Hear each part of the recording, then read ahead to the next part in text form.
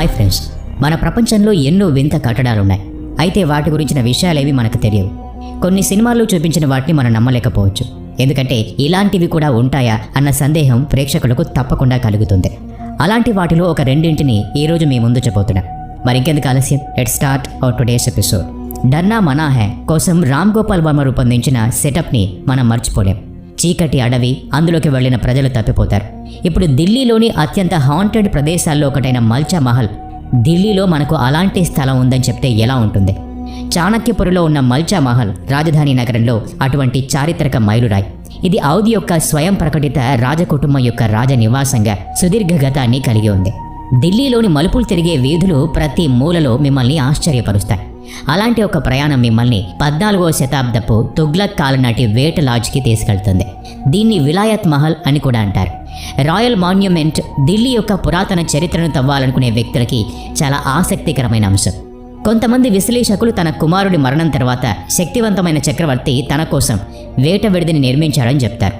అయితే మరికొందరు దీన్ని ఫిరోజ్ షా తుగ్లక్ నిర్మించారని నమ్ముతారు. అతను తన ప్రయాణంలో దారి తప్పిన తర్వాత అతన్ని జాగ్రత్తగా చూసుకున్న ఒక జిప్సీ అమ్మాయిని గౌరవించడానికి అతను దాన్ని నిర్మించాడని కథ చెప్తోంది.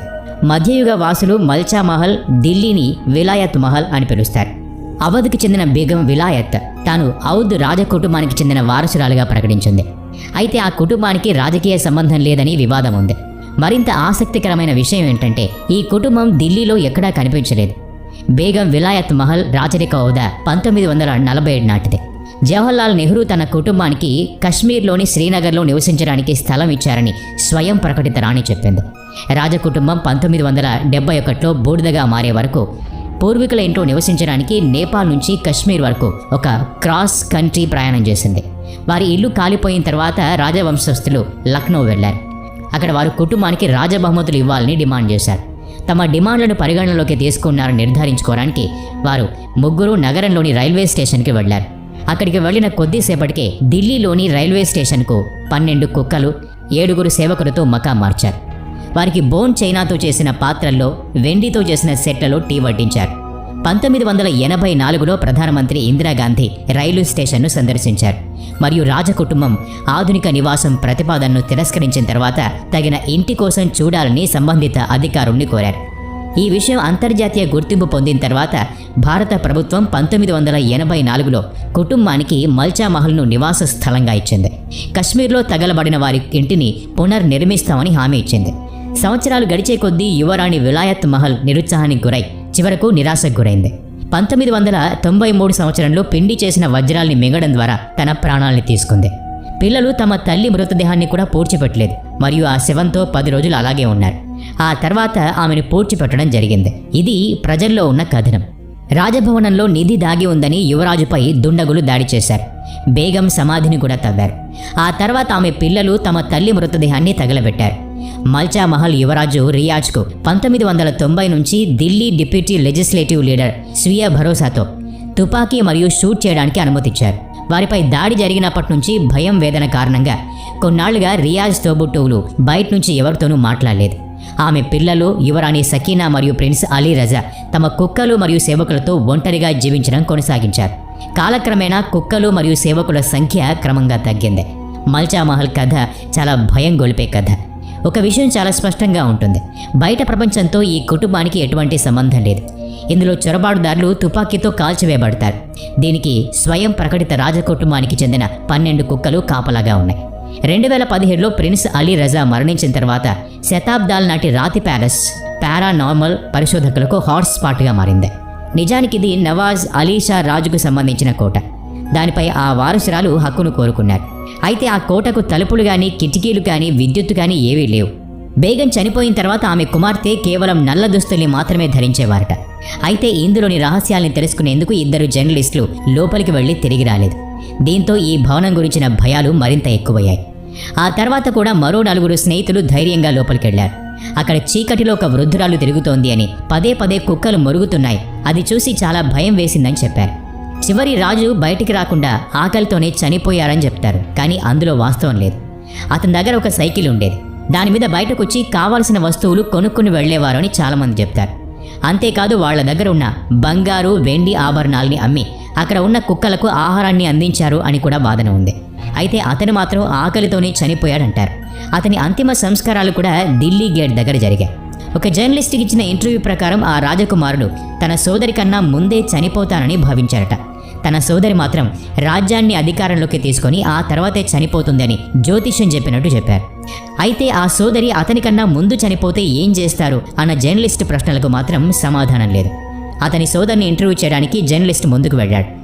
ఆమె తనకు ఒక రివాల్వర్ ఇస్తేనే ఇంటర్వ్యూ ఇస్తానని తెలిపింది. అయితే అందుకు జర్నలిస్ట్ నిరాకరించడంతో ఆమె ఇంటర్వ్యూ ఇవ్వలేదు. కెమెరా ముందు రివాల్వర్తో కాల్చుకొని తామే తన ప్రాణాల్ని తీసుకోవాలనుకుంది. అలా అయినా ప్రపంచానికి తమ గురించి తెలుసుకునే అవకాశం దొరుకుతుంది అనుకుంది అని ఆ జర్నలిస్ట్ తర్వాత తెలిపాడు. సర్దార్ జంగ్ మార్గంలో పక్కనే ఉన్న అడవిలో మల్చా మహల్ ఈరోజు దారుణమైన స్థితిలో ఉంది. ఎవరు అక్కడికి వెళ్ళడానికి సాహసించారు. ఇలాంటిదే మరొక మహల్ గురించి తెలుసుకుందాం. ఈ కథ 1976కు సంబంధించింది. కెనడాలో రాబర్ట్ అనే వ్యక్తి తన సొంత ఇంట్లో నివసిస్తూ ఉన్నాడు. ఆ ఇంటి పేరు ద సిల్వర్ ఓక్. ఒకరోజు రాత్రి అతను ఒక వృద్ధుడు మెట్ల మీద నుంచి రావడం గమనించాడు. చూడటానికి అతను చాలా బలహీనంగా అలసటగా కనిపించాడు. మరి కాసేపటికి అతను ఆ మెట్ల మీదే కూర్చొని రోదించసాగాడు. రాబర్ట్ అతని భార్య ఆ వృద్ధుని దగ్గరికి వెళ్ళి ఎవరతను అని అడిగారు. అతను చెప్పిన సమాధానం విని రాబర్ట్ అతని భార్య పిచ్చివాళ్ళైపోయారు. పిచ్చి పిచ్చిగా ప్రవర్తించడం మొదలుపెట్టారు. తెల్లవారిన తర్వాత ఆ ఇంటి చుట్టుపక్కల వాళ్ళు వారిని గమనించి ఆసుపత్రికి తీసుకెళ్లారు. హాస్పిటల్కి చేరుకున్న కాసేపటికే ఆ ఇద్దరు ప్రాణాలు విడిచారు. వారు ఉంటున్న ఇల్లు 1890లో అలెగ్జాండర్ అనే ఒక శాస్త్రజ్ఞుడిని నిర్మించుకున్నాడు. చాలా ఖర్చుతో దాన్ని ఇష్టంగా నిర్మించుకున్నాడు. అందులోని గృహోపకరణాలు, ఫర్నిచర్ చాలా అద్భుతమైనవి. అందుకే ఎవరు ఆ ఇంటిని చూసినా అసలు వేరే ఆలోచన లేకుండా కొనేస్తారు. అయితే దురదృష్టవశాత్తు ఈ ఇల్లు కొన్న ప్రతి ఒక్కరూ అర్ధాంతరంగా చనిపోయారు. అయితే ఆ ఇంట్లో జరిగే చావులు ఎవరికీ తెలియదు. ఆ ఇంటిని నిర్మించుకున్న అలెగ్జాండర్ కూడా ఎక్కువ రోజులు ఆ ఇంట్లో నివసించలేకపోయాడు. అతను చనిపోయిన 2 సంవత్సరాలకు కానీ ఆ విషయం బయటపడలేదు. ఆ తర్వాత అతని సోదరుడు ఆ ఇంటిని విక్రయించాలనుకున్నాడు. ఒక ధనవంతురాలు చాలా డబ్బును వెచ్చించి ఆ ఇంటిని కొనుగోలు చేసింది. ఆమెకు సంతానం లేకపోవడంతో పూర్తి ఆస్తి ఆమె పేరునే ఉంది. ఆమె భర్త పెద్ద బంగారం వ్యాపారి. అందువల్ల వారికి డబ్బుకు లోటు ఉండేది కాదు. ఇష్టం వచ్చినట్లు ఖర్చు పెట్టేవారు. వారి విలాసాలకు ఎక్కువగా డబ్బులు వినియోగించేవారు. ఒకరోజు వారిద్దరూ బయటకెళ్ళొచ్చారు. ఆ తర్వాత ఏం జరిగిందో తెలియదు. ఇంట్లోకి వచ్చినంతలోనే ఆ ఇద్దరు పిచ్చివాళ్లలాగా ప్రవర్తించడం మొదలుపెట్టారు. అకస్మాత్తుగా ఆమె భర్త రివాల్వర్ తీసుకొని ఆమెను కాల్చిపారేశాడు. ఆ వెంటనే ఆ రివాల్వర్తోనే తను కూడా కాల్చుకొని చచ్చిపోయాడు. ఇది చూసిన బయటి ప్రపంచం ఏదో భార్యాభర్తల గొడవ అనుకుని మర్చిపోయింది. ఆ తర్వాత కూడా ఆ ఇంటిని ఓక్స్ అనే వ్యక్తి ఖరీదు చేశాడు. పురాతత్వ విభాగంలో అధిపతిగా తన వృత్తిని నిర్వహించేవాడు. ఒకరోజు రాత్రి అతను ఇల్లంతా భయంకరమైన ముఖాలు కనిపించడం, అతనికి ఏదో చెప్తున్నట్టుగా అనిపించడం చూశాడు. మరుసటి రోజు ఈ విషయాన్ని తన సహచరులతో చెప్పాడు. ఆ తర్వాత అందరూ కలిసి ఈ ఇంటి గురించి వాకప్ చేయడం మొదలుపెట్టారు. అయితే ఎవరికీ సరైన సమాధానం లభించలేదు. ఓక్స్ మరుసటి రోజే ఆ ఇల్లు ఖాళీ చేసి వెళ్ళిపోవాలని నిర్ణయించుకున్నాడు. వెళ్ళిపోయే ముందు అతను ఈ ఇల్లు మనుషులకు నివాసయోగ్యం కాదు అని తన డైరీలో రాసుకున్నాడు. అయితే దురదృష్టవశాత్తు అతను ఖాళీ చేయకముందే ఆ ఇంట్లోనే చనిపోయాడు. ఇదంతా జరిగిన తర్వాత అక్కడి ప్రభుత్వం ఆ ఇంటిని శాపగ్రస్త గృహంగా పేర్కొంది. ఇప్పటికీ ఆ ఇంటి లోపల ఎవరో ఏడుస్తున్నట్టుగా, అరుస్తున్నట్టుగా శబ్దాలు వినిపిస్తాయని చెప్తారు. ఈ వీడియో నచ్చినట్లయితే లైక్ చేయండి, షేర్ చేయండి. ఇలాంటి మరిన్ని వీడియోస్ కోసం ఈ ఛానల్కి సబ్స్క్రైబ్ చేసుకుని బెల్ ఐకాన్ మీద క్లిక్ చేయండి. నెక్స్ట్ వీడియోలో మళ్ళీ కలుద్దాం. Thanks for watching.